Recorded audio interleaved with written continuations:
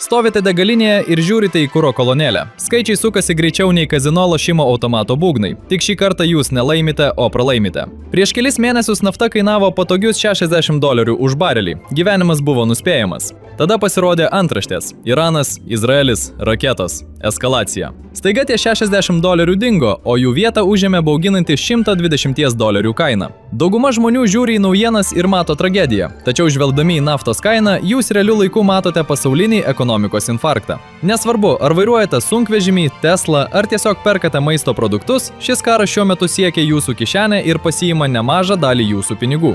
Bet kodėl? Kodėl raketa paleista už 1000 km lemia, ar galėsite šį mėnesį sumokėti nuomą? Atsakymas nėra vien tik karas yra blogai. Atsakymas slypi sudėtingame, didžiulių statymų žaidime primenančiame pasaulinę jangą, kur vienas neteisingas ėjimas artimuosiuose rytuose gali sugriūti visos pasaulio ekonomikos bokštą. Šiandien pažvelgsime už propagandos ir gąsdinančių antraščių ribų, kad paaiškintume vadinamąjį $120 naftos paradoksą. Sužinosime, kas yra pasaulio siaurasis butelio kaklelis, kodėl Wall Street'o spekuliantai šiuo metu uždirba milžiniškus pinigus, kol jūs kenčiate, ir kaip šis $120 šuolis pakeis viską, nuo rytinės kavos iki jūsų kito skrydžio. Jei norite suprasti tikrąją šio konflikto kainą, nežiūrėkite į žemėlapius, žiūrėkite į naftą.